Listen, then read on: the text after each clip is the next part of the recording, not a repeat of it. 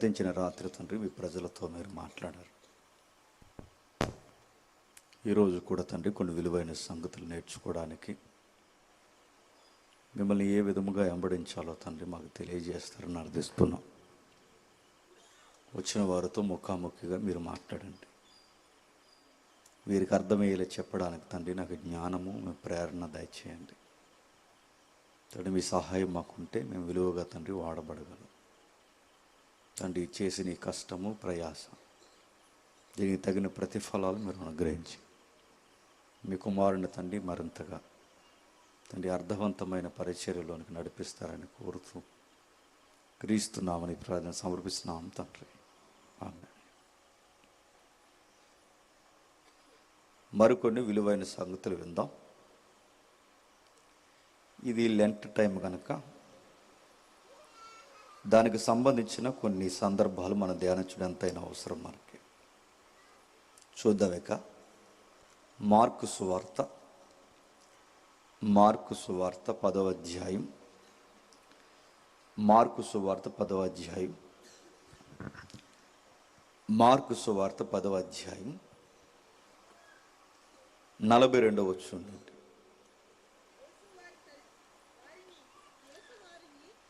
యేసు వారిని తన యొద్దకు పిలిచి వారితో ఇట్లనెను, అన్యజనులలో అధికారులని ఎంచబడిన వారు వారి మీద ప్రభుత్వము చేయుదురు, వారిలో గొప్పవారు వారి మీద అధికారము చేయుదురని మీకు తెలియను. మీలో అలాగ ఉండకూడదు. మీలో ఎవడైనను గొప్పవాడై ఉండగోరని ఎడల వాడు మీకు పరిచారము చేయువాడై ఉండవలెను. మీలో ఎవడైనను ప్రముఖుడై ఉండగోరని ఎడల వారందరికీ దాసుడై ఉండవలెను. మనుష్య కుమారుడు పరిచారం చేయించుకున్నటకు రాలేదు గాని పరిచారము చేయుటకును అనేకులకు ప్రతిగా విమోచన క్రయధనముగా తన ప్రాణము ఇచ్చుటకును వచ్చానని. ఆగుదాం. యేసుప్రభు వారికి వెళ్ళిపోతున్న చివరి రోజులవి. ఆ వెళ్ళిపోతున్న టైంలో ఆయన చాలా హృదయంలో నుంచి భారభరితమైన మాటలు శిష్యులకు చెప్పుకుంటూ ఇక వీడుకోలు మాటలు చెబుతూ వెళుతున్నాడు ఆయన. అలా వెళ్ళిపోతున్న టైంలో ఆ మాటలు చాలా ఇంపార్టెంట్గా వాళ్ళు వినాలి. ఎందుకంటే ఇంక ఆయన వాళ్ళ మధ్య నుంచి వెళ్ళిపోయే గడియలు దగ్గర పడిపోయాయి. శిష్యులు ఏంటో మరి దగ్గర ఉన్నంతసేపు ఆయన విలువ తెలియలేదు.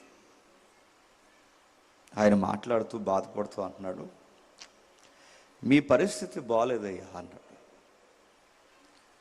అన్యజనులు ఎలా వ్యవహరిస్తున్నారో మీరు అలాగే వ్యవహరిస్తున్నారు.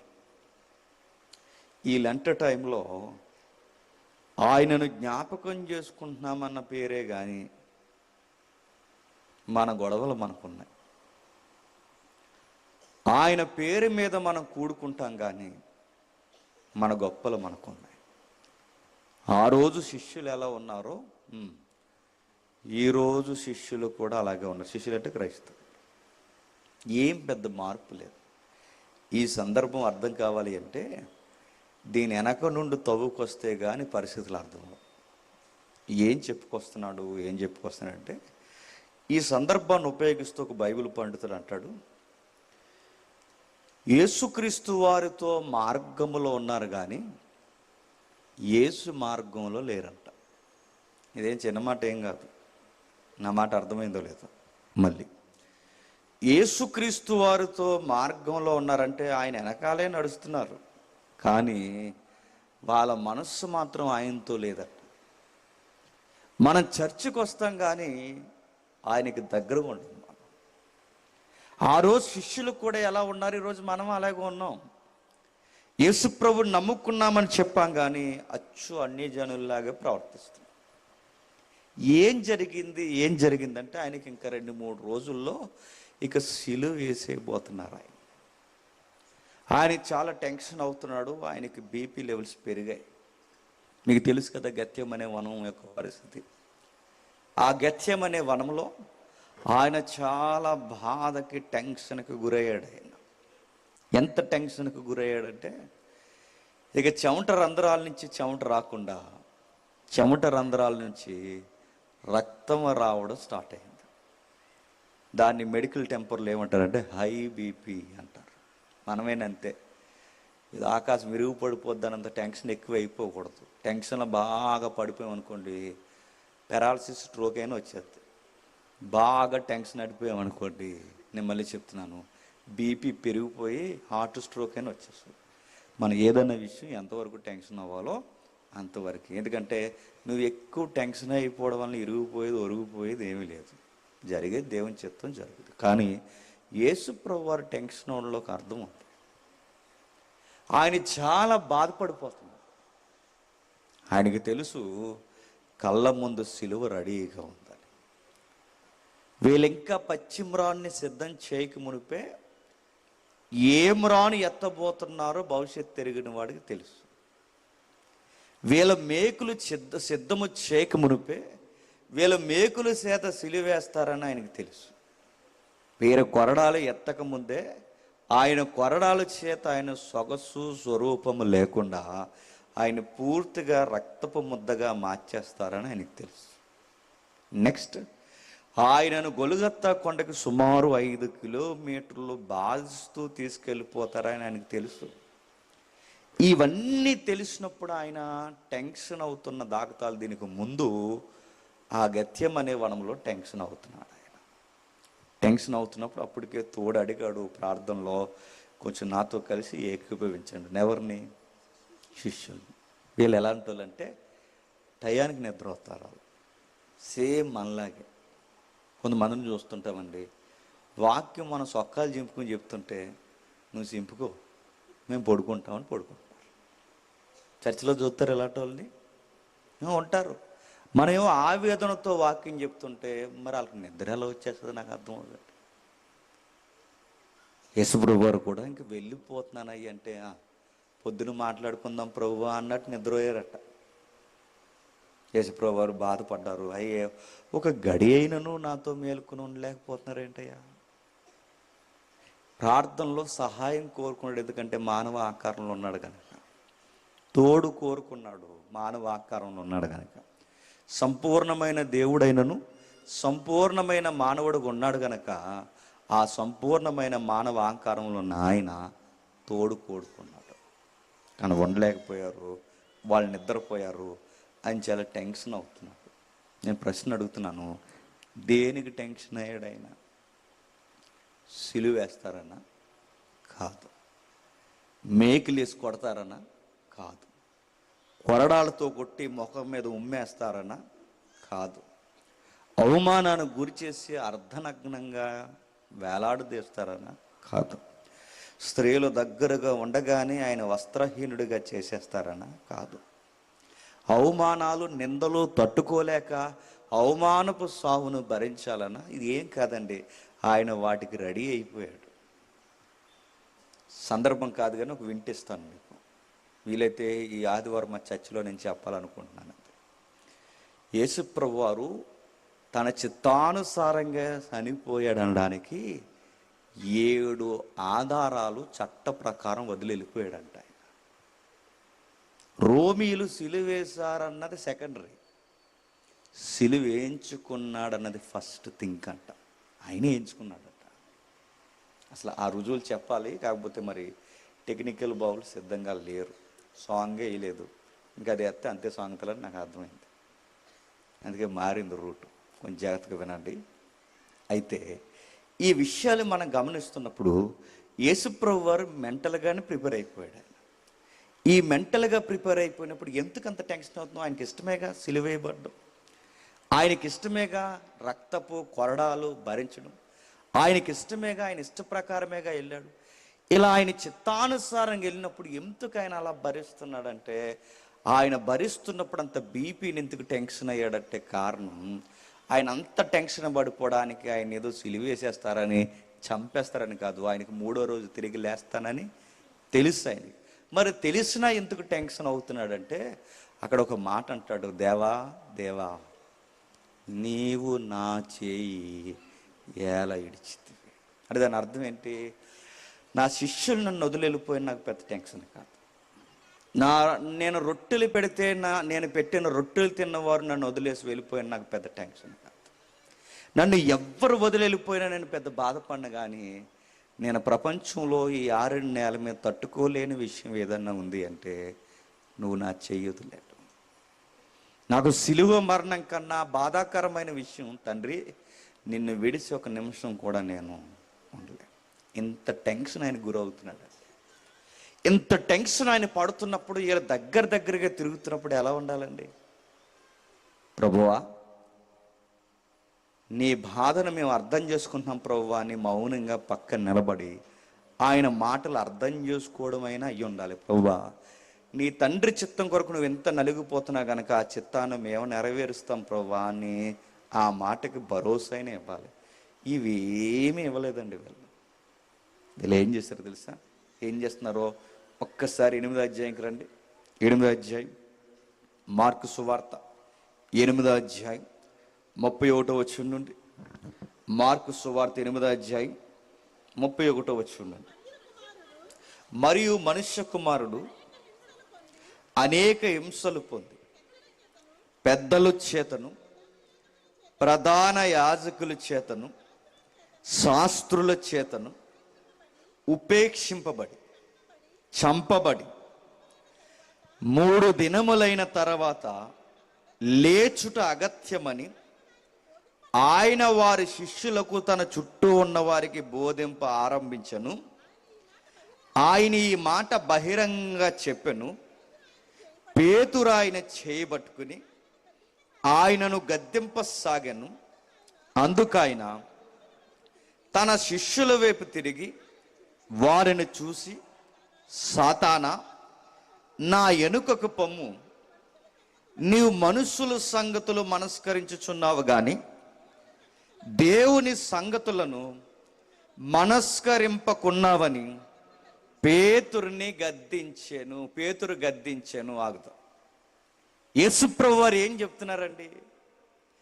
ఇదిగో కొన్ని రోజుల్లో నన్ను ఏం చేయబోతున్నారంటే నన్ను కొరడాల చేత కొడతారు, నన్ను దారుణంగా హింసిస్తారు, పెద్దల చేత, ప్రధాన యాజకుల చేత, శాస్త్రుల చేత నేను ఉపేక్షింపబడి చంపబడి 3వ దినాన్ని నేను లేస్తానన్న ప్రభువా, ఇది తండ్రి చిత్తమని మాకు అర్థమైంది. ఈ తండ్రి చిత్తానికి నువ్వు తలదించడం నీ చిత్తమని మాకు అర్థమైంది. నీకు సపోర్ట్గా మేము ఉంటాం ప్రభువా అంటే బాగుండండి అనలేదు. ఏమంటున్నారు? యేసు మార్గంలోనే ఉన్నారు కానీ యేసు మార్గంలో చెప్పండి లేరు. వారు లేరు అనడానికి దాఖలాలు ఏంటో తెలుసా?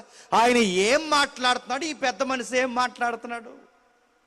కొంతమంది ఉంటారండి, కూడా ఉంటారు కానీ ఆ కూడా ఉన్న ఆ కుటుంబ విషయాలు బుర్రకి ఎక్కించుకోరు.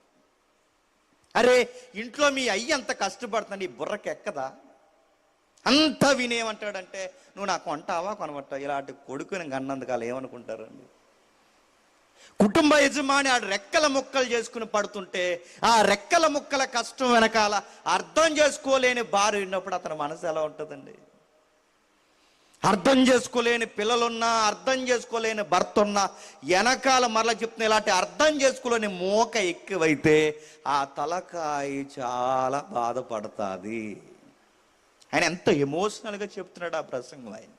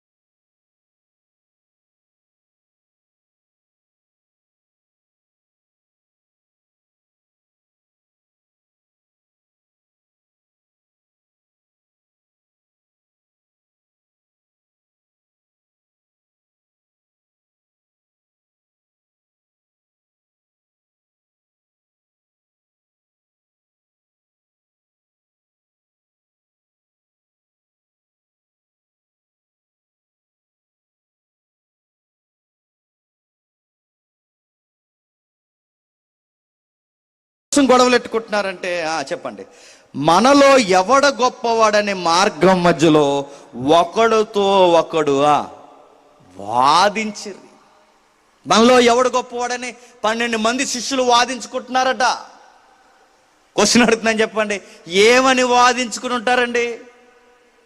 ఇప్పుడు 12 మంది ఉన్నారండి, ఏమని వాదించుకుని ఉంటారు? పేతురే ఉన్నాడు అనుకోండి, పేతురు ఏమని వాదించుంటాడు? రేయ్, పరలోక రాజ్యం తాళాలు ఎవడికి ఇచ్చాడురా?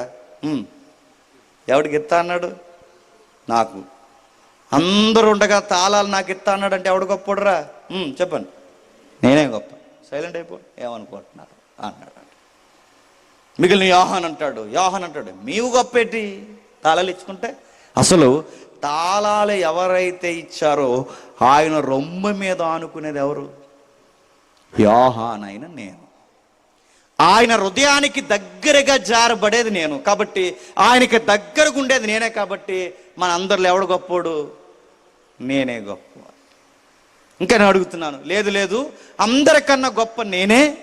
అసలు ధర్మశాస్త్రం అవుపోసిన బట్టినోడు నేను, నతానియేలు. మెస్సయ్య కొరకు ఎదురు చూసింది నేను అక్కడ ఉండగానే నన్ను గుర్తించింది. నన్ను ఎంత బాగా గుర్తింది, నన్ను నేను పరిచయం చేసుకోకుండానే నన్ను గుర్తుపట్టి, నీవు ఎవరి కొరకు ఎదురు చూస్తున్నావో ఆయన నేనే అని నతానియేలుగా నన్ను పిలిచాడు.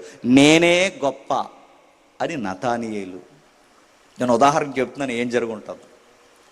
ఇంకా నేను చెప్తున్నాను, ఇంకొకడు ఉంటాడు, ఆడు తెక్కలోడు. ఆడేవాడు ఇస్కరియోతు యోధ. ఆడేమన్నాడంటే, పేతురు నిన్ను నమ్మాడు ఆయన? యోహాను నువ్వు ఎంత హృదయానికి దగ్గరకు ఉంటే నిన్ను నమ్మాడు ఆయన? ఇదిగో నిన్ను నమ్మాడా? అసలు మీ 11 మందిలో ఎవరినైనా అసలు డబ్బులు చెంచి ఎవరి దగ్గర పెట్టాడు? డబ్బులు చెంచి ఎవరి దగ్గర? నమ్మిన వాళ్ళ దగ్గర కదా పెడతాడు. నన్ను నమ్మాడు కాబట్టి నా దగ్గర పెట్టాడు. అయినా మీ అందరికన్నా ఆయన దృష్టిలో ఎవరు గొప్ప చెప్పండి? నేనే గొప్ప. ఇలా గొడవలు పెట్టేసుకుంటున్నారండి. ఎక్కడ? మార్గము మధ్యలో. వీళ్ళు ఎలా ఉన్నారు చెప్పనా? అచ్చు మనకలాగా ఉన్నారండి. అచ్చు మనకిలా. ఎంత సభ చేస్తున్నారు వసంతరావు గారు? పొరపాటున ఎవరినైనా పొగడ్డం మర్చిపోయాడు, వసంతరావు గారికి వసంతకాలం పోద్ది, వర్షాకాలం వచ్చేస్తుంది. నేను నిజంగానే చెప్తున్నాను. యేసు ప్రభు కూడా ఉన్నారనుకుంటాం, కానీ నేను మళ్ళీ చెప్తున్నానండి, అన్నీ కోరుకుంటాం. మనకు పేరు కావాలి, మనల్ని పొగడాలి, మనకు పేట వెయ్యాలి, మనకి ఏదన్నా కావలసిన ఆ పలుకులు రాకపోతే మనకు మనసు బాగోదు. ఇవన్నీ ఎలా అచ్చు శిష్యుల్లాగే పొగడుతులుగా చిటుబాని ఎందాక అందరు నన్ను పొగుడుతుంది. నాకు పొగిడితే అది రకంగా ఉంటుందండి. ఈ రామం లేకుండా సేవ చేస్తున్నాడు, ఈ రామం లేకుండా చేయకపోతే మరి ఏం చేస్తాం? ఆయన పిలిచాడు మనల్ని, చెయ్యాలి. మరి అది చెప్పుకోవడానికి బాగున్నా కానీ ప్రభు దృష్టికి ఒరే జేమ్స్ కొంచెం బాగానే డబ్బా కొట్టేస్తున్నారు అని అడిగితే నేను మళ్ళీ అడుగుతున్నాను. ఆయన అభిమానంతో చెప్తున్నానండి, నాకు ఎకారంగా ఉంటుంది అనే నేను తప్పట్లేదు. కానీ ఈసారి ఎవరు చెప్పకండి. నన్ను పిలిచినప్పుడు అన్న వచ్చాడు తమ్ముడు వచ్చాడు, అంతే అయిపోయింది. రోజుకు 3 మెసేజ్ చెప్తున్నాడు, రోజుగారు మెసేజ్ చెప్తున్నాడు అంటే చెప్పకపోతే ఎరా చెప్పవా అని అడిగాడు అనుకో, నేను ఏం చేయనండి? రెస్ట్ ఇమ్మంటావంటే. శిష్యులు కూడా ఎలా ఉన్నారంటే పొగడొత్తులు కోరుకునేలా ఉన్నారు, వాదించుకుంటున్నారు మార్గం మధ్యన. ఒకడికొకడు వాదించుకుని వాళ్ళందరూ చూడండి, ప్రభు వచ్చి అడిగాట, దేనికోసం మీరు వాదించుకుంటున్నారంటే సైలెంట్ అయిపోయారట. మార్గం మధ్యలో ఇష్టానుసారంగా మాట్లాడుకున్నారు. మీరు దేనికోసం గొడవ పెట్టుకుంటున్నారంటే వాళ్ళు ఏం మాట్లాడతలేదు. ఎందుకంటే మీరు దేనికోసం మాట్లాడుకుంటున్నారంటే మాలో ఎవడు గొప్ప అని మాట్లాడుకుంటున్నామంటే ప్రభు సి అంటాడని చెప్పండి. సైలెంట్ అయిపోయి ఊరుకున్నారట. ప్రభు అన్నాడు, గద్దించాడు, అయినా మీకు విషయం అర్థమవట్లేదు, నా దగ్గర ఎవడైనా గొప్పవాడై ఉండాలంటే చిన్న బిడ్డల వలె ఉండాలయ్యా అన్నాడు. చిన్న బిడ్డలంటే షెడ్యూల్ వేసింది తిరగమని కాదు.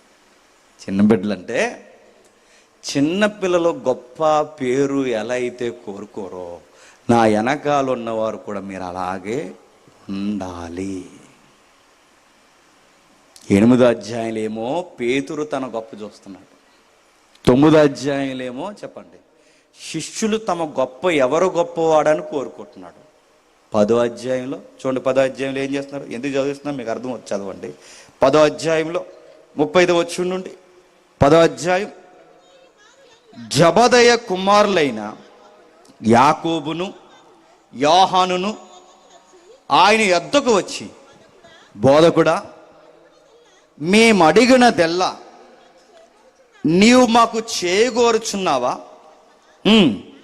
ఆయన, నేను నీకేమి చేయగోరుచున్నాను అని వారిని అడిగాను. వారు, నీ మహిమయందు నీ కుడివైపున ఒకడును నీ ఎడమ వైపు ఒకడును కూర్చుండునట్లు నాకు దయచేయమని చెప్పిరి. యేసు, మీరు ఏమి అడుగుచున్నారో మీకు తెలియదు. నేను త్రాగుచున్న గిన్నెలోనిది మీరు త్రాగుటైనను, నేను పొందుచున్న బాప్టిజము మీరు పొందుటైనను మీ చేతనగున అని వారిని అడగగా, వారు మా చేతనగుననిరి. ఇక్కడేమంటున్నారండి? 8వ అధ్యాయంలో పేతురు గొప్ప మాట్లాడుతున్నాడు, 9వ అధ్యాయంలో శిష్యులు గొప్ప మాట్లాడుతున్నారు, 10వ అధ్యాయంలో 2 శిష్యులు వాళ్ళ అమ్మగారిని తీసుకుని వచ్చారు. వాళ్ళ అమ్మగారిని తీసుకుని వచ్చి ఏమంటున్నారంటే, ప్రభువా, జబదయి కుమారుల యాకోబు యోహాను ఆయన యొద్దకు వచ్చి, బోధకుడా, మేము అడిగినదల్లా నీవు మాకు చేయగోరుచున్నావా అని చెప్పగా, ఆయన, నేను ఏమి చేయగోరుచున్నారని వారిని అడిగను. వారు, నీ మహిమయందు నీ కుడివైపు ఒకడును నీ ఎడమ వైపు ఒకడును కూర్చున్నట్లు దయచేయమని చెప్పాను. క్వశ్చన్ అడుగుతున్నాను, చెప్పండి. వాళ్ళు అడుగుతున్న ప్రశ్న ఏంటి చెప్పనా? ప్రభు, నువ్వు చనిపోతా అంటున్నావుగా, చనిపోయిన తర్వాత సింహాసనం పక్కన 2 చైర్లు ఉంటాయి కదా, నీ పక్కన కుడివైపు చైర్ మాకుని ఎడవైపు చైర్ మా తమ్ముడికి ఇచ్చేయండి. వాళ్ళ అమ్మతో కూడా రికమెండేషన్. వాళ్ళ అమ్మ అంటుంది, బాబు, అటువైపు చైరు పెద్దోడికి ఇచ్చే, ఇటువైపు చైరు చిన్నోడికి ఇచ్చే. నడుతున్నాను, ఇదేం కోరికలండి? ఇలాంటి వాళ్ళు సంఘాల్లో ఉన్నారంటే ఈరోజు ఉన్నారు. మళ్ళీ అడుగుతున్నాను, ఆ రోజు ప్రభువు దగ్గరే ఉన్నారు. ప్రభువు దగ్గరే తిరుగుతూ ఏమని మాట్లాడుతున్నారు చూడండి. వాళ్ళ అమ్మ చెబుతుందట, లేదా వాళ్ళ అమ్మ ద్వారా వాళ్ళు అడుగుతున్నారు. ఏమని అడుగుతున్నారో, నీ కుడివైపున ఒకడును నీ ఎడమ వైపు ఒకడును. బాధపడే విషయం ఏంటి చెప్పనా? ఇప్పుడు ఏ సందర్భాలైతే 3 మనం చూసామో, 3 సందర్భాల్లో కామన్గా మాట్లాడిన ఒక మాట ఉందండి. కామన్గా మాట్లాడిన మాట ఏంటో తెలుసా? ఆ పేతురు దగ్గర మాట్లాడుతున్నప్పుడు, ఆ పేతురు దగ్గర 33వ వచనంలో ఏమన్నాడు, ఆ 32వ వచనంలో ఏమంటున్నాడంటే, ఇదిగో నన్ను హింసించి బాధించి చంపేస్తారు. 37వ వచనంలో, నన్ను హింసించి బాధించి చంపేస్తారు, 3వ దినాన తిరిగి లేస్తాను. నన్ను హింసించి బాధించి చంపేస్తాను, నేను 3వ దినాన తిరిగి లేస్తా అన్నప్పుడు, చనిపోయే కానీ నీకేం జరగదులే ఆయన చెబుతున్నారట. చూసారా? ఈయన ఎప్పుడైతే ఎమోషనల్గా మాట్లాడుతున్నాడో, ఆయన ఎమోషన్ వీళ్ళకి అర్థం కావట్లేదు, కానీ వీళ్ళ మాత్రం పేరు కొరకు పాకులాట మాత్రం వీళ్ళకి అర్థమైంది. ఆ మాట అర్థమైందో లేదో మళ్ళీ నేను చెబుతున్నాను. వీళ్ళ బాధ వీళ్ళకి అర్థం కావట్లేదు, మళ్ళీ ప్రభు యొక్క బాధ వీళ్ళకి అర్థం కావట్లేదు. వీళ్ళ బాధల్లా ఏంటో చెప్పిన పేరే కావాలి వీళ్ళు. ఇక్కడ ఈయన 3వ దినాన్ని నేను లేస్తానని చంపేస్తారు, నన్ను చంపేస్తారనే బాధ ఆయన చెప్తుంటే, ఆ బాధ ఇలా బురకెక్కట్లేదు. ఆ 9వ అధ్యాయం 31లో ఏం చెప్పాడు? ఇదిగో మనుషుల చేతికి అప్పగిస్తారు, ఆయన చంపేస్తారంటే, చంపేశారు కానీ మనల్ని ఎవడు గొప్పోడ్రా అని గొడవ పెట్టుకుంటున్నారు. మీరు చదివిన 3 సందర్భాలు చూడండి. 3 సందర్భాల దగ్గర ఆయన ఏం మాట్లాడారండి? నన్ను చంపేస్తారు, నన్ను సిలువేస్తారు, నన్ను కొరడాలతో కొడతారు, నన్ను హింసిస్తారు, నన్ను బాధిస్తారు, నన్ను మానసికంగా ఇదిగో నన్ను వెలివేసి శారీరకంగా మానసికంగా ఆకాశానికి భూమికి మధ్య వేలాడదీస్తాను ఈయన బాధ చెప్తుంటే, వీళ్ళన్నారట చంపేస్తే కానీ ప్రభువా మాలే ఎవడగొప్పడు ప్రభువా అన్నారు. ఆయన బాధ అర్థమైందండి. ఈరోజు శ్రమ దినాలని పేరెట్టాం కానీ అడుగుతున్నాను, ఆయన బాధ మనకు అర్థమవుతుందండి? ఆయన సిలువ మనకు అర్థమవుతుందా? ఆయన రోదన మనకు అర్థమవుతుందా? ఎక్కడ అర్థమవుతుంది? ఆ రోజు ఆయన కూడా తిరిగి ఆ పేతురు ఎంతలా నోటుకొచ్చినట్టు మాట్లాడి ప్రభువునే గద్దించాడు. ఈరోజు మైకులు ఇచ్చిన, పదవులు ఇచ్చిన సంఘాల్లో ఇతరులను బెదిరించట్లేదండి. ఆ సంఘ పెద్దకి ఇవ్వాల్సిన గౌరవం ఇవ్వకపోతే సంఘం మొత్తం చెడగొడతాడు. ఆ మనిషికి ఇవ్వాల్సిన పాట టయానికి, మరి పాటలు ఎట్టు అందరూ వస్తేనే పాడతారు ఏటు, మరి అదేం రోగమో. ముందు పాడరు, అందరు రావాలి అప్పుడు పాడాలి, అందరు రావాలి. పాడుతున్నావు కదా ముందు పాడని మైకి పాడరు, అందరు రాని పాడతాం. ఒకవేళ అందరు వచ్చాక టైమే దొరకలేదు అనుకోండి, ఆ టైం దొరకలేదు మనం పాట, ఎంత కోపం. నా సెమినార్లో పడ్డానండి ఇలాంటివన్నీ. నేను ఎంత కోపం చేస్తారు, పాట ఇవ్వలేదని వెళ్ళిపోయిన బ్యాచ్ ఉన్నారు. సరిగ్గా అన్నం తిన్నావా అని అడగలేదంటే, నాకు గుర్తులేదండి, నేనే తినలేదు, నా గుర్తు లేకని అడగకపోతే దానికి బాధపడిపోయారండి. మరి ఇన్ని లక్షల రూపాయల సెమినారు, ఇంత సెమినార్ చేస్తుంటే దీనికి బాధపడతాడంటే అసలు తగిలింది ఎంత, మిగిలింది ఎంత, వేసుకోవాలా వద్దా, నువ్వు తిన్నావా ఉన్నాను, ఒక్క నన్ను అడగలేదండి. అన్న 6 రోజుల పరిస్థితి ఏం అడగ, రివ్యూలు రాశారు వెనకలు రివ్యూలు. ఆ రివ్యూలు ఏం రాశారు చెప్పనా, జేమ్స్ అన్న అందరితో కలిపి తినేవాడు, ఈ మధ్య ఒకటే తింటా, టైం అయిపోయి తింటున్నాను, నేనేం చేయను. అది కూడా మిగిలిపోతేనండి ఆ నూనె, మీరు నమ్మితే నమ్మరు, ఉప్పు కారం నూనె కలుపుకుని తినమండి మేము, అన్నం అయిపోతాయి. ఏలేమన్నారు చెప్పనా, ఏదో ఎర్రగొన్న తింటున్నారు అన్నారు. కారం రాదు, గొడ్డు కారం తిన్నాం మేము. ఆ గొడ్డు కారం తిని మేముంటే వీళ్ళు చూస్తారు, మన బాధలు అర్థం చేసుకోరు, మన సమస్య అర్థం చేసుకోరు. యేసుప్రభు వారు ఆయన ఎంత బాధపడి చెప్తున్నాడు, నన్ను చంపేస్తారయ్యా అని ఆయన చెప్తుంటే, చంపేశారు గారు ప్రభువా నేను ఉండగా ఎవడేమన్నా, ఈయన బిల్డప్ పీయింది. ఆయన బాధపడి ఈయన బిల్డప్ పీని కొడుతున్నాడు.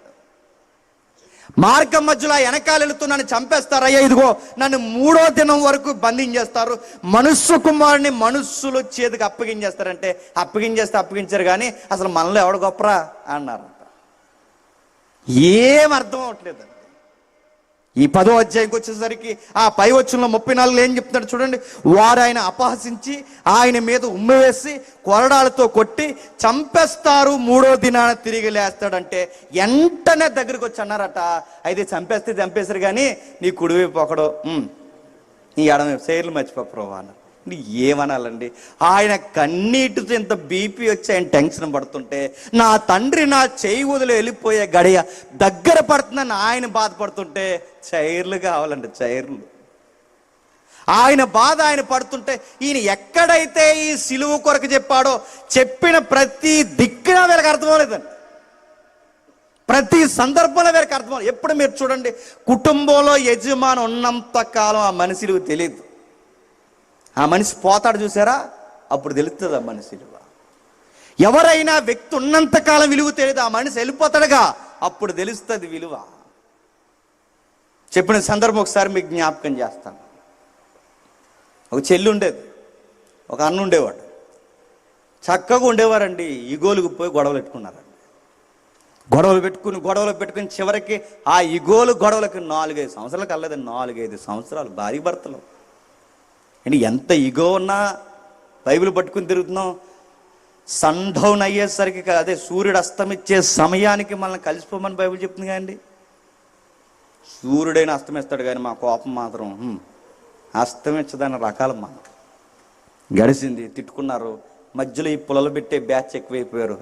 నువ్వు తగ్గకరా అన్నారట. ఏమి నువ్వు తగ్గకో అన్నారట. నువ్వు తగ్గదు, ఆడ దగ్గర వస్తాడు, రాకపోతే ఏం చెప్తాడు, పెళ్ళం కావాలన్నాడు వస్తాడు అన్నారు. భార్య కావాలనుకున్నాడు వస్తాడు, భర్త కావాలి వస్తుందిరా తగ్గు, భర్త లేక నిలబోద్దు, సొసైటీలో మేము చూస్తాం రానే అన్నారు. ఇలా ఇద్దరిని రెచ్చగొట్టేశారండి. 4 సంవత్సరాలు అయిపోయింది, కలవలేదు. ఇలాంటి డంబపు మాటలు వీళ్ళ కాపురాలు బాగా చేస్తున్నారు. వీళ్ళిద్దరిని ఎడగొట్టేశారు, వీళ్ళిద్దరు దూరం అయిపోయారు. ఒకరోజు మాతో సభ చేశాడు, చాలా పెద్ద సభ, భీమవరంలో చాలా క్రౌడ్ వచ్చింది. ఆ రోజు ప్రధానమంత్రి సభ నెక్స్ట్ డే అక్కడ జరుగుద్ది, దానికి ముందు మన సభ జరిగింది. ప్రధానమంత్రికి సభకి జనం వచ్చారు లేదో నాకు తెలియదు కానీ మన సభకి సీమల్లో వచ్చేసారు. ఆ రోజు అంత పెద్ద సభ చేశారు. విలేకరులు వచ్చారు, లోకల్ హెల్డర్స్ వచ్చారు, అందరూ వచ్చి కూర్చున్నారు. చక్కగా జరుగుతుంది. ఆ జరుగుతున్నప్పుడు సభ సక్సెస్ అయింది, బాప్టిజాలు తీసుకున్నారు. ఎవరో వచ్చో మాట చెప్పారు, అన్న సభ బాగానే చేశాడు కానీ వాళ్ళ ఆవిడతో కాపురం చేయట్లేదు, 4 సంవత్సరాలు అయింది అన్న, గుండెల్లో రాయడిపోయింది నాకు. అప్పుడు నేను అన్నాను, నువ్వు సభ కన్నా ముందు నీ సంసారం చక్కబెట్టాలన్నా, నువ్వేమనుకుంటా అనుకో, నీకు నెక్స్ట్ ఇయర్ డేట్స్ మేము ఇవ్వాలి అంటే ముందు నువ్వు చెల్లిని బతిమలాడతావో, తగ్గుతావో, ఎవరు తప్పో ఎవరిది ఒప్పో ఈ వాద ఉపవాదాలు ఏమీ లేకుండా ముందెళ్ళి ఆ చెల్లిని తీసుకుని అంటే వెళ్తే లోకువైపోతామంటే భార్య దగ్గర లోకువైపోయి ఇరిగిపోయేది ఒరిగిపోయేది ఏమీ లేదు. బైబిల్ ఏమని చెప్పనా మన సొంత శరీరం వలె నీ భార్యను ప్రేమించమని చెప్పింది. నువ్వు ఆవిడ దగ్గర తగ్గినా ఏం పర్లేదు, వెళ్ళి ఎవరు చూడలేనప్పుడు తగ్గిపో వెళ్ళని చెప్పాం. వెళ్ళాడు. తప్పదంటారా? నువ్వు మాతో ఉండాలంటే, మేము నీతో ఉండాలంటే నువ్వు వెళ్ళి తనకు క్షమాపణ చెప్పు. ఆవిడకి మనస్సాక్షి పని చేస్తే లేదండి నేనే తప్పు చేశానని ఆవిడే క్షమాపణ చెప్తుంది. ఎందుకంటే మనం తగ్గితే తగ్గుతారు. వెళ్ళాను, బాధపడ్డారు. ఎప్పుడైతే ఇలా తగ్గి వెళ్ళాడో ఆవిడే బాధపడిపోయింది. అనవసరంగా నేను బాధ పెట్టానండి అని. ఇద్దరు కలుసుకున్నారు. ఇద్దరు పిల్లలండి చక్కగా. మళ్ళీ వాళ్ళకి ఇద్దరు కలుసుకున్నారు. ప్రాబ్లం ఏంటంటే ఎప్పుడు ఉమ్మడి కుటుంబాలంటే ప్రాబ్లం వచ్చేది కదండి. ప్రాబ్లం అన్నీ వాళ్ళ అక్క ఏ గొడవలు ఎప్పుడు కంప్లీట్లీ అప్పుడు ఒకటే మాట చెప్పాం, నువ్వు కొడుకుగా అమ్మా నాన్నని వదలకూడదు, ఆడబడుచుని వదలకూడదు, నీ కుటుంబాన్ని నువ్వు చూడాలి, అలాగే నీ భార్యని చూడాలి. ఇదే మగ లక్షణం అంటే. ఇది ఖచ్చితంగా చూడాలి. ఈవిడ వచ్చిందని ఆమెను వదిలేయడం, వాళ్ళు వచ్చారని ఈవిని వదిలేయడం, మధ్యలో వచ్చి నువ్వేంటే తోక అని ఆవిడని అనడం, ఇలాంటివన్నీ కుదరు. బైబిల్ ఒప్పుకోదు. ఇద్దరిని సమానంగా నడిపించడమే గృహ నిర్వాహకత్వం అంటారు. ఇది క్రైస్తవుడు ఖచ్చితంగా చేయాలి. తల్లిదండ్రులు హానర్ చేయాలి, భార్యని లవ్ చేయాలి. ఇది ఖచ్చితంగా నువ్వు చేయాలి అబ్బాయి అని చెప్తే బుర్రకు ఎక్కించుకున్నాడు. అక్కడ భీమవరంలో ఒక డేవిడ్ అని అందరూ ఉంటారు. కౌన్సిల్ చేస్తే వెళ్ళాడు, తీసుకొచ్చాడు. సరిగ్గా వాళ్ళు మంచి కాపురం పెట్టారని మమ్మల్ని పిలిచారు. మేము ఒకటే చెప్పాం సలహా, కలిసి ఉంటే గొడవలు పెట్టుకుంటున్నారు కనుక మీ సొంత ఇంటికి కొంచెం దగ్గరగానే రెంట్కి తీసుకో, కొంచెం చదువుకునే వరకు, పిల్లలు ఎదిగే వరకు మీరు రెంట్కి తీసుకుంటే మీ అమ్మ నాన్న అక్కడ వాళ్ళు నువ్వు చూడొచ్చు, ఈవిడ చూడకుండా వాళ్ళని చూడొచ్చు, వాళ్ళని చూడకుండా వీళ్ళని చూడొచ్చు. ఎందుకు ఎదురుగా చూస్తేనే గొడవ వచ్చేది, ఎందుకంటే కరివేపాకడ గొడవ వచ్చేస్తుంది. ఇది సలహా కొన్ని సంవత్సరాలు పాటించి అప్పుడు సర్దుకుంటే పిల్లలు ఎదిగాక వీళ్ళకి బరువులు బాధ్యతలు పడినప్పుడు, బరువులు ఉన్నప్పుడు ఇంకేమి బుర్ర కనబడవు. ముందు బరువు ఉండాలి. ఏ బరువు లేకపోతే అన్ని గొడవలు ఎక్కువ ఉంటాయి. వాళ్ళు ఎదగని అప్పటి వరకు అని చెప్పాం. ఈ లోపల కొత్త ఇల్లు తీసుకున్నారండి. కొత్త కాపురం స్టార్ట్ చేసినట్టు అది ఎంత బాగుందో. కొత్త పెయింట్లు వేశారు, కొత్త కర్టెన్స్ కట్టారు, కొత్త బెడ్షీట్ చేశారు, కొత్తగా ఉంది. మంచి ఫ్లేవర్స్ కొట్టారు. మామూలు పిలిచారు. వెళ్ళిన వెంటనే కొత్తగా పెళ్ళిళ్ళకి ఇంట్లోకి వెళ్తే ఎలా ఉంటుందో అలా ఉందండి ఆ ఇల్లు అంతా. మాకు జీడిపప్పులు, పకోడీలు, బొబ్బట్లు అవి ఇవి తెచ్చి మా ఎదురుగా పెడితే పెళ్లి చూపులకి వెళ్ళి ఫీలింగ్ ఎలా ఉంటుంది అలా ఉంటుంది. అన్న ఇలా ఉండండి, ఎంత బ్యూటిఫుల్గా ఉన్నారు తెలుసు మీరు, ఇలాగే ఉండండి, చూస్తుంటే కొత్తగా పెళ్ళేటుంది అలాగే ఉండండి, ఎంత బ్యూటిఫుల్గా ఉన్న ఇద్దరు అలా బాగుండండి అని చెప్పాం. ఉన్నారండి. సరిగ్గా 18 రోజులకి ఆ అన్న గుండెపోటుతో చచ్చిపోయాడు. సరిగ్గా 18 రోజులు చనిపోయాడు. అప్పుడు గొల్లు నేర్చిందండి. 4 సంవత్సరాలు పిచ్చోలు మాటలు విని నేను దూరం అయ్యాను. ఈ 4 సంవత్సరాలు పిచ్చి మాటలని నా బిడ్డల్ని, నా భర్తని కలవకుండా నేను దూరం అయిపోయాను. కలిసి బతికిద్దామనుకున్న టయానికి నా భర్త చనిపోయాడు. అయ్యో, నేను ఇన్ని రోజులు దూరంగా ఉండి తప్పు చేశాను. మనసు ఉండగా మనిషి విలువ నాకు అర్థం కాలేదని నెత్తి నోరు బాదుకుంది. నేను ఎందుకు చెప్తున్నానంటే మనిషి ఉన్నప్పుడు విలువ మనకి తెలియదు. వెళ్ళిపోతారు చూసారా, అప్పుడు అర్థమవుతుంది. యేసు ప్రభు కూడా ఉంటే వీళ్ళకి అర్థమవట్లేదు. అరే నన్ను చంపేస్తారా అయ్యే తర్వాత కానీ ప్రభువా చైర్లు కూడా చూడు ముందు అన్నారు. అరే నన్ను సిలివేసి అవమానిస్తారంటే అవమానించారు కానీ మా గౌరవాలు ఇటు చెప్పు ప్రభువా, మా సన్మానాలు ఏంటని అడిగారు. ఎక్కడెక్కడైతే ఈయన బాధపడ్డాడో ప్రతి సందర్భంలో వీరి పీటలు కోరుకున్నారు తప్ప ఆయన సిలువ మీద మరణించబోతున్నాడు, తండ్రికి దూరం అవ్వబోతున్నాడు బాధ వీళ్ళ బుర్రకెక్కలేదండి. అలాంటి టైంలో ఆయన అన్నాడు మాట్లాడుతూ, అసలు మీరు ఏం అడుగుచున్నారో నీకు తెలియదు. నేను మాట్లాడుతున్నాను, నేను త్రాగు గిన్నెలోనిది నేను త్రాగు గిన్నెలో త్రాగుటైనను, నేను పొందుచున్న బాప్తిజం పొందుటైనను మీ చేతనగునా అన్నాడు. ఏంటట? మీ చేతనగున అంటే అసలు మీ వల్ల అవదు. మీరు ఎలా ఉన్నారు తెలుసా? నా సిలువ శ్రమలు అనుభవించిన వాడు నాతో పాటు ఉండాలని నేను కోరుకుంటే మీరు ఎలా ఉన్నారంటే అచ్చు బయట వాళ్ళు ఎలా ఉంటారు అలాగే ఉన్నారు. మీరు బయట వారు ఎలా ఉన్నారు? 42వ వచనంలో యేసు వారిని తన యొద్దకు పిలిచి వారితో ఇట్లా నేను అన్యజనుల అధికారులను ఎంచబడిన వారి మీద ప్రభుత్వం చేయుదురు. మీరు కూడా ఏమనుకుంటారు తెలుసా? సంఘము, సహవాసము, శిష్యులు అనగానే చుట్టూ ఉన్న జనాల మీద మీరు ఏం చేయాలనుకుంటున్నారు? అధికారం చెలాయించాలి. బయటోళ్ళకి మీకు తేడా ఏముందయ్యా? బయటోళ్ళకి మీకు తేడా ఏముంది? మీరు ఏమనుకో లార్డ్లా ఫీల్ అవుతున్నారు, మీరు ప్రభువుల్లా ఫీల్ అవుతున్నారు మీరు. పేతురు, నువ్వు పెద్ద ప్రభు అనుకుంటున్నావు. పేతురు, నువ్వేమో పెద్ద నీ చెప్పిన మాట వినాలనుకుంటున్నావు. ఇదిగో మిగిలిన శిష్యులారా, నీకు ఏమర్థమవుతుంది? బయటోళ్ళు ప్రభుత్వాలు చేయాలని కోరుకుంటారు, మీరు కూడా సంఘంలో ఎలా ఉన్నారు తెలుసా? ప్రభుత్వాలు చేయాలనుకుంటున్నారు. నచ్చిన పేరు, నచ్చిన పీట, నచ్చినట్టు పిలవకపోతే వెంటనే మళ్ళీ అడుగుతున్నాను, సంఘంకే పేరెట్టి వెళ్ళిపోయే బ్యాచ్ లేరండి? ఉన్నారు. నేను మళ్ళీ చెప్తున్నాను, సంఘంలో అధికారాలు ఇవ్వకపోతే వాళ్ళ అధికారాల కొరకు ఉన్న వారిని అజమాయిషీ చేసేవాళ్ళు లేరండి. ఈరోజు లెంట డేస్ 40 రోజులని పేరు పెట్టుకుని నేను అడుగుతున్నాను, అన్నీ జరిగేవి లెంట డేస్లోనే గొడవలు ఎక్కువైపోతాయి. ఆయన సిలువ వేయబడ్డాడు, ఆయన మరణించాడు, తిరిగి లేచాడు. అరే ఆయన యొక్క నీతి మార్గంలో మనం నడవాలని ఆలోచించే తక్కువ, 7 మాటల్లో ఒక మాట అయినను మాకు ఇవ్వలేదని గొడవ పెట్టుకునే వాళ్ళు ఎక్కువ. అన్ని మాటలు అలా చెప్పేదారేంటండి? మాకు మాట ఇవ్వరని గొడవ. ఇలా ఒక మాట ఇవ్వాలి, లేకపోతే ఒక పాట ఇవ్వాలి, లేకపోతే పిలవాలి. ఈ 40 రోజుల శ్రమ దినాల్లో అత్యధికంగా ఉపవాసం ఉన్నది ఎవరంటే ఎవరు? ఇదిగో ఈ పలానా ఏరమ్మ ఉంది, పిలవండి. ఏరమ్మ గారిని గౌరవించారు. ఎవరు లేరుగా ఇక్కడ పేరు, నోడికల్లా వచ్చింది. పలానామని గౌరవించాడు. ఎంత ఉపవాసం అంటే అందరూ మనం ఓఆర్ఎస్ తాగేసాం, కానీ ఇప్పుడు ఓఆర్ఎస్ తాగలేదు, షుగర్ అని తాగలేదు, అంతే. చచ్చిపోద్ది, లేకపోతే షుగర్ ఎక్కువైపోయి. ఆ ఉపవాసాన్ని పొగడాలి, ఆ పొగడ్తలు కావాలి. ఆ రోజు కూడా వాళ్ళు ఎలా ఉన్నారు చూడండి. అన్యజనులు ప్రభుత్వాలు ఎలా చేస్తారో మీరు అలాగ ఉన్నారు. వారిలో గొప్పవారు వారి మీద అధికారం చేయదురు. మీరు కూడా గొప్పలు ఎందుకు కోరుకుంటున్నారంటే ఇతరుల మీద అధికారాలు చేయాలని కోరుకుంటున్నారు. నా వెనకాల తిరిగారు కానీ మీకు అర్థం అవ్వలేదు. మీలో అలా ఉండకూడదు. మీలో ఎవడైనను గొప్పవాడై ఉండగోరిని ఎడల వాడు మీకు పరిచారము చేయువాడై ఉండవలను. మీలో ఎవడైనను ప్రముఖుడై ఉండగోరిని ఎడల వాడందరికీ దాసుడై ఉండవలను. నాలో నా మార్గం నుండి ఎవడైనా గొప్పవాడు అవ్వాలనుకుంటే గొప్పవాడు ఎప్పుడు చిన్నవాడవ్వాలి. నా మార్గంలో అధికారిగా మీరు ఉండాలి అంటే ముందు మీరు చేయాల్సింది ఇతరుల యొక్క పాదాలు కడగాలి. చిన్నవాడై ఉండాలి. ఉన్నారా? ఎంత బాగా తాగడు చెప్పిన.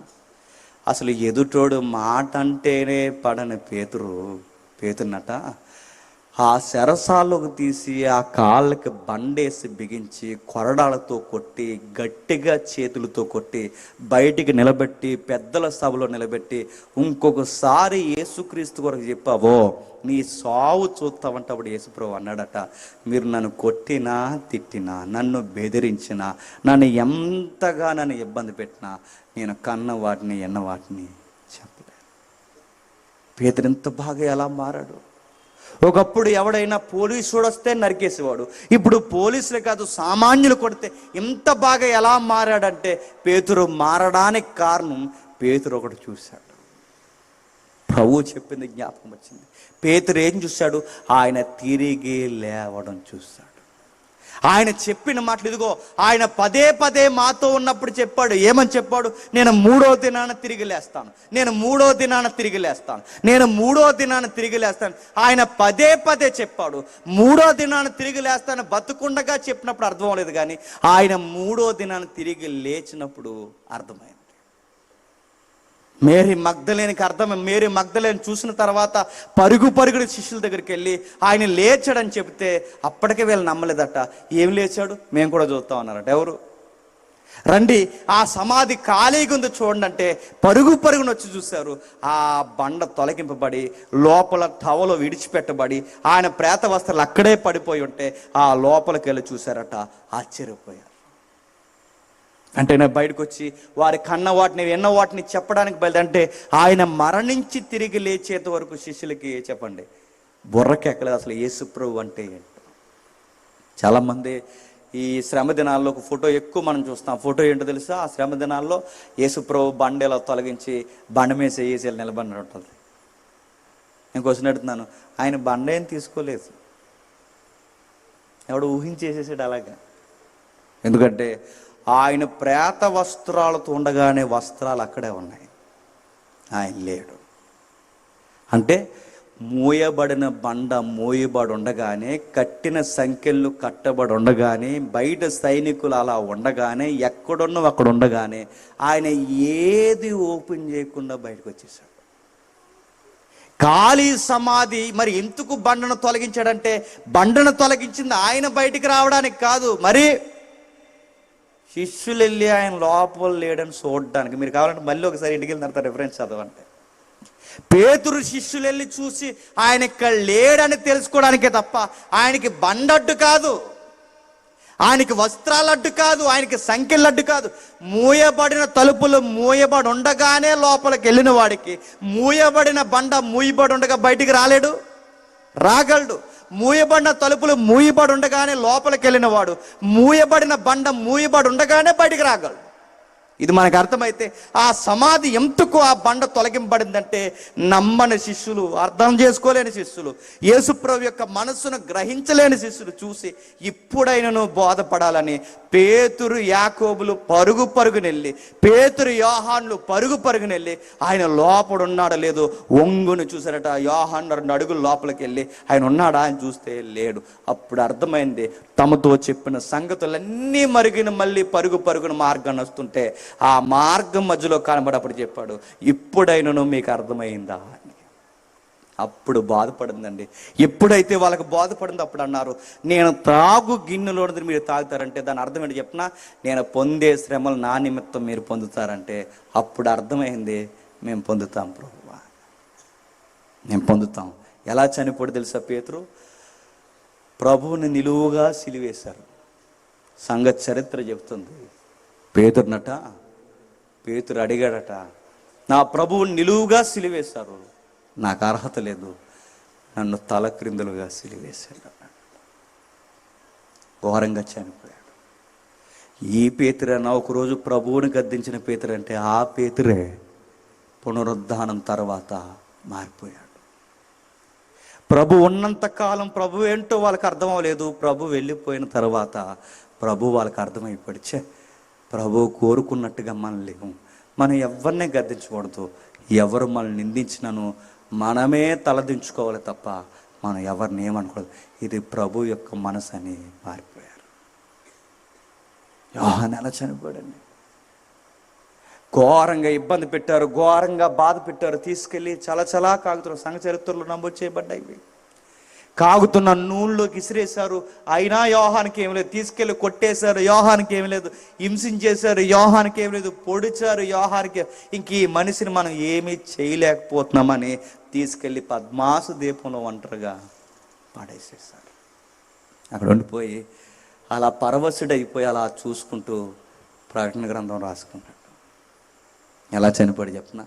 చివరికి యోహాను పద్మాస దీపంలో శిష్యులందరికీ చివరిలో ఒంటరిగా చనిపోయాడు. ఒకప్పుడు నీ కుడివైపున నాకు స్థానం ఇస్తావన్న ఈ యోహాను, నా స్థానం ఏమొద్దు ప్రభువా, నా స్థానం నువ్వు తీసుకుని నా కొరకు మరణించావు, నీ కొరకు నేను మరణిస్తానని ఒంటరిగా చచ్చిపోయాడు. యాకోబు తమ్ముడు ఉన్నాడు కదండి, ప్లేస్ అడిగాడు. యాకోబు ఎలా చనిపోయాడు? ఖడ్గము చేత నరికేశారు. ఎలా చంపేశారు? ఆయన ఉన్నంతకాలం వాళ్ళకి అర్థం అవ్వలేదు. ఆయన వెళ్ళిపోయిన తర్వాత వాళ్ళ అతసాక్ష్యాలు ఎంత బాగున్నాయి చూడండి. పేతురు చంపబడ్డాడు, యోహాను వెలివేయబడ్డాడు, యాకోబు ఖడ్గము చేత నరకబడ్డాడు. ఆ తర్వాత ఒక్కొక్క శిష్యుడు చివరికి మన ఇండియాకు వచ్చి సోలాల చేత పొడవబడి తోమ భారతదేశంలో చచ్చిపోయాడు. నేను మళ్ళీ అడుగుతున్నాను, మనకి యేసు ప్రభు సంఘము సహవాసం ఉన్నంతకాలం మనకి ఏమర్థం? ఇలా కొట్టుకునే చేస్తాం మనం. ఒకరోజు అర్థం అవుతుంది. ఆ రోజు అర్థమయ్యే సమయానికి నేను ఎంత పొరపాటు చేశానని పోయిన కాలాన్ని మళ్ళీ తెచ్చుకోవాలని చూసినా మళ్ళీ ఆ కాలం వెనక్కి రాదు. ఆ రోజు వాళ్ళకి వెళ్ళిపోయిన తర్వాత మారడానికి వాళ్ళకి పునరుద్ధానం మధ్యలో ఉంది, మనకు పునరుద్ధానం మధ్యలో ఉంది. పునరుద్ధానం చూస్తున్నాం, సహవాసం చూస్తున్నాం, ప్రభు వర్తమానాలు చూస్తున్నాం, అన్నీ చూస్తున్నాం. కానీ అన్నీ చూసినా మనకి ఏం అర్థం లేదు చెప్పండి. ఇప్పటికీ శ్రమ దినాల్లో కొట్టుకుంటాం మనం. 40 రోజులు అయిపోద్ది. 40 రోజులు అయిపోయిన తర్వాత లాస్ట్ రోజు భోజనాలు పెడతారు. లాస్ట్ రోజు భోజనాలు పెట్టి భోజనాలు కూడా పెట్టేసుకుంటారు. కూర దాచేస్తారండి, పెరుగు దేహేస్తారు, చట్నీ దేహేస్తారు. ఇది నడుతుంది 40 రోజులు. ఇంకెందుకంటే శ్రమ దినాలు. మాసి లాంగ్వేజ్ ఉంటుంది, లోపల ఉంటాయి కోడికి లోపల. అవి ఏంటాయి? సాల్తీలు దేహేస్తారు. మాసి పడేది ఇంకా. మరి ఇదే 40 రోజులు ఇంక శ్రమ దినాలు దేనికండి? భోజనాల కోసం గొడవ. ఇది ఎలా ఉందో చెప్పనా? యేసు మార్గంలో ఉన్నారు కానీ యేసుతో మార్గంలో లేరు. యేసుతో నడుస్తున్నామని చెప్పుకున్నారు కానీ యేసులా నడవడం లేదు. అదే ఆ గ్రంథకర్త అంటాడు, ఈరోజు అదే జరుగుతుంది శిష్యులకు అన్నాడు. నేను త్రాగు గిన్నెలో మీరు త్రాగుతారంటే శిష్యులు అన్నారట, ప్రభువా తాగేస్తామన్నారు. తెలుసు అన్నారో తెలియకన్నారో నాకు తెలియదు కానీ మొత్తం మీద త్రాగారు. యోహాను సువార్త చూడండి ఒకసారి. యోహాను సువార్త ముగించుకుందాం. యోహాను సువార్త 17వ అధ్యాయం అనుకుంటా, చూడండి ఒకసారి.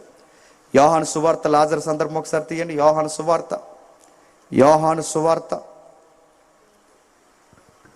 సువార్త లాజరు లేచిన సందర్భం మనకు ఒకటి ఉంటుంది చూడండి. యోహాను సువార్త 20వ అధ్యాయం. యోహాను సువార్త 20వ అధ్యాయం 7వ వచనం చూద్దాం. ఈ సందర్భం చూసి అక్కడికి వెళ్దాం. నారబట్టలో పడి ఉండుటయు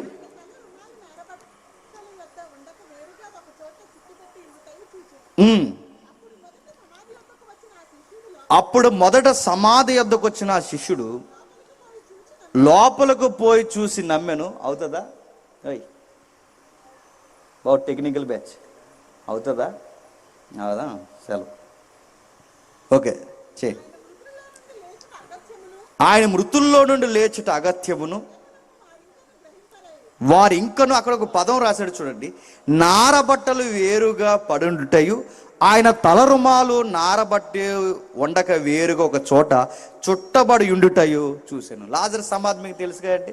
లాజర్ని బయటికి రమ్మని వెంటనే ఎలా వచ్చాడట? ఎలాగున్న వస్త్రాలతో అలా బయటకు వచ్చాడట. ఎలా ఉన్న వస్త్రాలతో అలా బయటకు వచ్చాడు. కానీ గుర్తుపెట్టుకోండి, లాజరు బయటకు వచ్చినప్పుడు ఎలా వచ్చాడంటే ఎలా చుట్టబడిన వస్త్రాలు, పేద వస్త్రాలు అంటే తెలుసుగా, పైనుంచి కింద వరకు అలా రౌండ్గా చుడతారు వాళ్ళకి. ఎలా ఉన్న వస్త్రాలతో అలా వచ్చారట. కానీ యేసు ప్రభు తిరిగి లేచినప్పుడు ఆయన వస్త్రాలు అక్కడ ఉండిపోయాడు. ఒక రచయిత ఏమన్నాడంటే, లాజరు లెగిసింది, తిరిగి లేచి మళ్ళీ జీవితంలోనికే లెగిశాడు గనక ఆ వస్త్రాలతోనే బయటకు వచ్చాడు.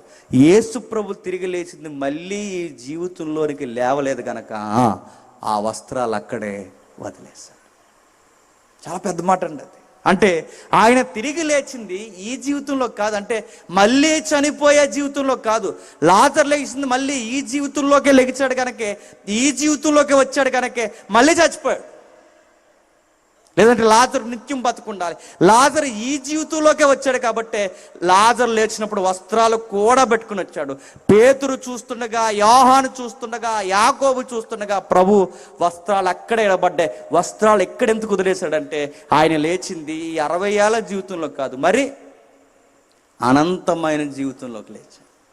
ఆ వస్త్రాలే చెబుతున్నాయట ఆయన అనంతమైన జీవితం. అప్పుడు అర్థమైందండి శిష్యులకి, అయ్యో ఆయన తిరిగి లేచింది ఈ జీవితం కొరకే అని. 3వ దినాన్ని లేస్తానంటే వీళ్ళు ఏమనుకున్నారంటే మళ్ళీ లేచి మనతో కనబడతాడు అనుకున్నారో, లేకపోతే పూర్తిగా నమ్మారో లేదో. కానీ వీళ్ళు చెప్పింది చెప్పిన, ఇక ఎప్పటికీ మరణించిన జీవితంలోనికి లేస్తారు. అందుకే మీరు చూడండి, అది కళ్ళతో వారు చూశారు కనుక వాళ్ళు ఫిక్స్ అయిపోయారు, ఇంకా మాకు పదవులు వద్దు, అధికారాలు వద్దు, మాకు పిలుపులు వద్దు, అసలు ఈ భూమి మీద మాకు ఇంకేమి వద్దు, మేము తిరిగి లేవాలి, మళ్ళా మేము ఆ అమరత్వంలోకి, ప్రభువు లేచిన అమరత్వంలోకి మేము వెళ్ళాలి అంటే ఇదిగో ఆయన కొరకు సిలువ వేయబడినను మాకు ఇష్టమే అన్నారు. తల మీద కత్తి పెట్టి యాకోబు తల నరికేస్తున్నప్పుడు యాకోబు ఎందుకు స్వాగతించాడు? ప్రభు తిరిగి లేచాడు, ఆయన వచ్చినప్పుడు నన్ను కూడా తిరిగి లేపుతాడు. పేతురు సిలువ వేయబడుతున్నప్పుడు సిలువను ఎందుకు ఒప్పుకున్నాడు? ఇదిగో నా సిలువ వేయబడిన ప్రభు తిరిగి లేచాడు, ప్రథమ ఫలముగా ఆయన లేచాడు, ఆయన వచ్చినప్పుడు నన్ను కూడా తిరిగి లేపుతాడు. బలముగా నమ్మారు. మరి మనము సరిగ్గా ఈ రోజుల్లోనే అనుకుంటాను, సమాధుల దగ్గరికి వెళ్తారు, వెళ్ళి ఏం చేస్తారండి? ఆడ ఆ రోజుగానే లేచిపోతాడేమని ఆడి దగ్గర బోటి గోంగూర పెట్టారట. ఆడి దగ్గర వేసి తింటాడు. తింటే పెడతారా మీరు అడుగుతున్నాను. ఇష్టమైన కూరలు, ఇష్టమైన స్వీట్లు. మరి ఎక్కడి నుంచి వస్తుందండి సంస్కృతి? అటు వెంటనే లేచిపోవాలండి, వెంటనే అటు పెట్టిన వెంటనే లేచిపోయి బొడి గోంగూర తెచ్చారా అనాలి. గోంగూర ఉండదు, గిన్నె ఉండదు, ఎవడుంటూ పారిపోతాడు వెంటనే. నేను అడుగుతున్నాను, మళ్ళీ మనుషులు లెగితే గోంగూర తినరో గుర్తుపెట్టుకోండి. వాళ్ళు లేచేది ఈ జీవితంలోకి లేవరు, ఈ స్పీడ్లు తిన్నాక లేవరు, ఈ అట్టిపళ్ళు తిన్నాక లేవరు, ఈ కొవ్వొత్తులు వెలిగించడానికి లేవరు, ఈ జీవితంలోకి లేవరు. మరి ఏ జీవితంలోకి లేస్తారు?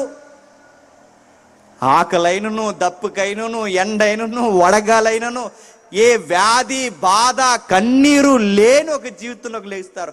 ఆ జీవితంలో ఇక ఏ ఆహారంతో పని లేదు, అసలు వ్యాధులు ఉండవు, ఆకలి ఉండవు, అలాంటి జీవితంలోకి లేకపోతున్నారు. ఆ జీవితం ఎలా ఉంటుందంటే, అదిగో ఆ ప్రభువు లేచాడు, అచ్చు అలాగే ఉంటుంది. ఆయన తిరిగి లేచాడు, శిష్యుల మధ్య కూర్చున్నాడు, తిన్నాడు, తినకుండా ఉండగలిగాడు. వారి కనబడ్డాడు, కనబడకుండా అదృశ్యమైపోయాడు. ఆయన చూశాడు, చూస్తుండగా కనబడ్డాడు, మరొక వేషంలో కనబడి వెళ్ళిపోయాడు. మూయబడిన తలుపులు మూయబడి ఉండగా లోపలికి వచ్చాడు, మళ్ళీ బయటికి వెళ్ళిపోయాడు. చూస్తుండగా మేఘల మీద వెళ్ళిపోయాడు. ఎగ్జాక్ట్ రేపొద్దున మనం లెగిస్తే అలాగ ఉంటామంట.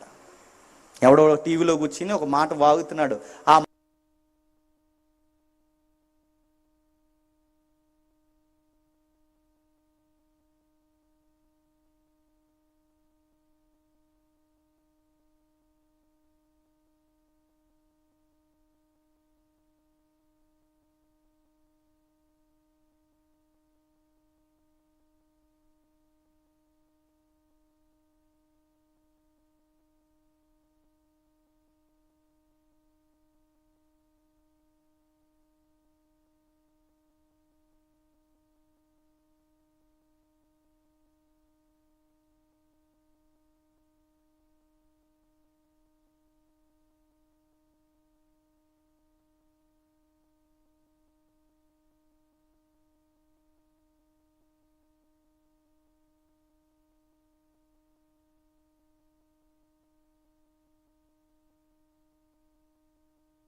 అమెరికా వెళ్తున్నారు అనుకోండి, మీరు ఎంత బిల్డప్ ఇస్తారండి? ఎవరు వచ్చే నెలలో మేము ఎక్కడికి వెళ్తున్నాం తెలుసా? ఎక్కడికి వెళ్తున్నాం? అమెరికా వెళ్తున్నాం అంటాం. అడగపోయినాడు పిలిచి మరీ చెప్తాం మనం అమెరికా వెళ్తున్నాం. కానీ యేసు ప్రభు పునరుద్ధానం అర్థమైతే ఏమైనా చెప్పాలి తెలుసా? రే మేము కన్ను మోస్తే ఎక్కడికి వెళ్తాం తెలుసా? ఆ దేవుడి దగ్గరికి వెళ్తాం అని చెప్పాలి. మరి మేము మరణిస్తే ఒకరోజు ఏం జరుగుతుందో తెలుసా? మమ్మల్ని తిరిగి లేపుతాడు. ఒకరోజు మా ప్రభు వస్తాడురా. ఈ 40 రోజులు మేము ఎందుకు ఏడుస్తాం తెలుసురా? పేరు కోసం కాదురా, పాట కోసం కాదురా, పొగుడుతారని కాదురా, ఉపవాసాలని కాదురా, మా కొరకు మరణించిన వాడు తిరిగి లేచాడు, మళ్ళీ ఒకరోజు రాబోతున్నాడు, మేము మరణిస్తాం, మమ్మల్ని తిరిగి లేపుతాడు. ఈ 40 రోజులు మా యొక్క లెగసీని మేము జ్ఞాపకం చేసుకుంటాంరా అని ఏడాలి. ఏడుస్తామా? సరిగ్గా 40 రోజుల్లోనంట మాంసం వండకూడదట. మరి ఎక్కడి నుంచి వచ్చినాయి ఇవన్నీ? మాంసం ఒకటే వండరు, కానీ లాస్ట్ రోజు గట్టిగా వండుతారు. 40 రోజులనంట ఏ శుభకార్యం చేయరట. ఎందుకు నడుతున్నాను? ఏదో అరిష్టం జరిగిపోద్దని తప్ప, అరే ప్రభు శ్రమ పడిన కాలం జ్ఞాపకం చేసుకుంటున్నారు, ఆయన శ్రమ పడుతున్నప్పుడు మనం సంతోషపడడం ఏంట్రా అని కాదు పాయింట్. అలాగైతే మంచిదే, అంతేకాదు పాయింట్. ఎందుకు? ఏదో జరిగిపోద్దని భయం. నేను మళ్ళీ అడుగుతున్నాను, ఈ 40 రోజులు ఏం జ్ఞాపకం చేసుకుంటున్నారు? శిష్యులు కూడా తిరిగి ఏం జ్ఞాపకం చేసుకున్నారు తెలుసా? మాకు ఏమి ఇస్తావు ప్రభు అని అడిగారు. ఆయన తిరిగి లేచాడు, ప్రభు మాకేమి వద్దు, మేమే నీకు ప్రాణాలు ఇచ్చేస్తాం, మా పేరు ఇచ్చేస్తాం, మా జీవితాన్ని ఇచ్చేస్తామని బలైపోయారు. నేను అడుగుతున్నాను, అన్యజనులు బయట అధికారాలు కోరుతారు, అన్యజనులు బయట పేరు కొడతారు, అన్యజనులు బయట ఏలాలనుకుంటారు. మనం దేవుని పిల్లలం, మనం ఏ పనుల జోలికి మనం పోయినా మనం దేవుని ఎదుట మనం ఉండాల్సింది తగ్గించుకుని ఉండాలి. బైబిల్ ఒక సూత్రం చెప్పిందండి, నువ్వు వర్దెళ్ళాలనుకుంటున్నావా? తగ్గించుకుని యథార్థంగా ఉండు, యథార్థవంతులు వర్దెలుతారు. అంతే. దేవుడు మిమ్మల్ని దీవించును గాక. ఆమేన్. ప్రార్థన చేసుకుందాం. అవుతుందా? ప్రార్థన చేసుకుందాం. ప్రేమగల తండ్రి, కృపగల దేవ తండ్రి, నిన్నటి దినాన ఈరోజు మాతో మా అందరితో మీరు ఉన్నారు తండ్రి. 40 రోజులు ఉపవాస కూడికలో తండ్రి, సిలువని పేరు చెప్పుకోవడమే తప్ప తండ్రి, సిలువలో వాళ్ళ పేర్లు కోరుకునే వాళ్ళు ఎక్కువ. ఆ రోజు శిష్యులు ఎలా ఉన్నారు, ఈరోజు అలాగే ఉన్నారు తండ్రి. తండ్రి మీ వెనక వెంబడిస్తున్న వారు తండ్రి, మీరు ఉన్నంతకాలం వారికి మీ విషయం అర్థం అవ్వలేదు. ఈ భూమి మీద తండ్రి ఈ సంఘము సన్నిధి ఉన్నంతకాలం మా బుర్రకెక్కదు తండ్రి. పేర్ల కొరకు పదవుల కొరకు తండ్రి సంఘాన్ని అడ్డాగా మలుస్తున్న వాళ్ళు ఎక్కువైపోయారు దేవా. తమ్ముడు తాము డంబానికి చూపించుకునే పేతురు లాంటి మారణ స్వభావం లాంటి వారు ఎక్కువైపోయారు తండ్రి. కుర్చీలు ఎదికే వాళ్ళు ఉన్నారు, సందా ఎదికే వాళ్ళు ఉన్నారు, సేవ అంటేనే ఏదో ఒక లాభం అని అనుకునే వాళ్ళు ఉన్నారు తండ్రి. అలాంటి వారు మనసులు ఎరవండి. పునరుద్ధానంలో ఇవన్నీ ఎన్నిక లేనివని తండ్రి వారికి నేర్పించండి. నీ దయగల హస్తముల చేత వారి మనస్సులు తెరవండి తండ్రి. ఏ గొప్పలకు మాట్లాడినా ఒకరోజు మీ ఎదుట మేము సిగ్గుపడాలని తండ్రి మాకు తెలియచేయండి తండ్రి. వసంతరావు అన్న తండ్రి యథార్థమైన సేవలు ఆయన నడిపించండి. ఆయనకి సహకారులుగా ఉన్న చిట్టుబాబు గారిని మిగిలిన బృందాన్ని తండ్రి ఇట్టి తగ్గింపు కలిగిన సేవలో ఇప్పటి వరకు ఎలా ఉన్నారో ఇక ముందు కూడా అలాగే తండ్రి వారిని దీవించండి తండ్రి. సేవలో ఎటువంటి తండ్రి రాయితీలు కానీ పేర్లు కానీ ఎతికే మనుషులు కాదని మేము నమ్ముతున్నాం దేవా. ఆ మనసును ఇంకనూ స్థిరపరచండి, బలపరచండి. ఒకవేళ తండ్రి ఈ సభలను బట్టి ఎటువంటి నష్టం వచ్చినా మూలగక సనక్క తండ్రి గుసగుసలు తండ్రి వినిపించక నా దేవుని నిమిత్తం నేను నష్టపోయినను నాకు ఆనందం అనే ఆ మనస్సును తెలియచేయండి. పేతురు ప్రాణాన్ని నష్టపోయాడు, కుటుంబాన్ని కోల్పోయాడు. యాకోబు తండ్రి బతుకుండగా ఇంకా జీవితం ఉండగానే తండ్రి తన తలని మొండాన్ని వేరుగా కోల్పోయాడు. శిష్యులు తండ్రి ఒంటరి అయిపోయారు, ఎసవేయబడ్డారు. మా ఇండియా వరకు వచ్చి తండ్రి మా భారతదేశంలో సోలాల చేత చంపబడ్డారు. ఒకటి కాదు, రెండు కాదు తండ్రి. ఈ సేవలో వాళ్ళు ఎతికింది ఏమీ లేదు తండ్రి. వారు మారక ముందు అనుకున్నప్పుడు ఏవేవో ఎతుకారేమో కానీ తండ్రి వారు మారిన తర్వాత మాకే మాదిరి అయిపోయారు దేవా. విలువైన సంగతులు విన్నారు. ఈ సిలువ ధ్యానాలు తండ్రి వారి మనస్సులో కేంద్రీకరించుకుని తండ్రి 40 రోజులు మేము ఉపవాసం ఉన్నాం దేవా, మాకేం చేస్తావని అడిగే వారి మనసు తీసివేయండి. మాకేం చేసినా చేయకపోయినా తండ్రి మీ సుతుడు దైవం మా కొరకు ప్రాణం పెట్టాడన్న జ్ఞాపకం మా మదిలో నిలపండి. ఒకరోజు వస్తాడు, మమ్మల్ని తిరిగి లేపుతాడు, మాకు ఉన్నతమైన జీవితం ఇస్తాడని తండ్రి ఆ మనస్సును మాకు తెలియచేయండి. క్రైస్తవ్యం అంటే చిన్నపిల్లల వలె ఒకరినొకరు తండ్రి ప్రేమించుకొని తగ్గించుకొని కలిసి ఉండాలన్నది క్రైస్తవ్యం దేవా.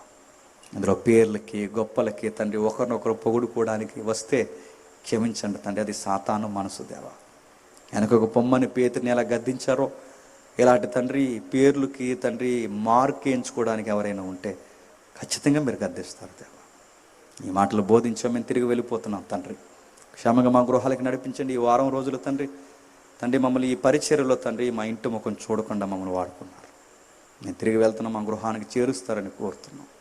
రేపటి దినాన్ని వేరొక ప్రాంతంలో మీ వాక్యం బోధించడానికి తండ్రి తగిన సమయము జ్ఞానం ఇచ్చి మమ్మల్ని వాడుకుంటారని కోరుతున్నాం తండ్రి.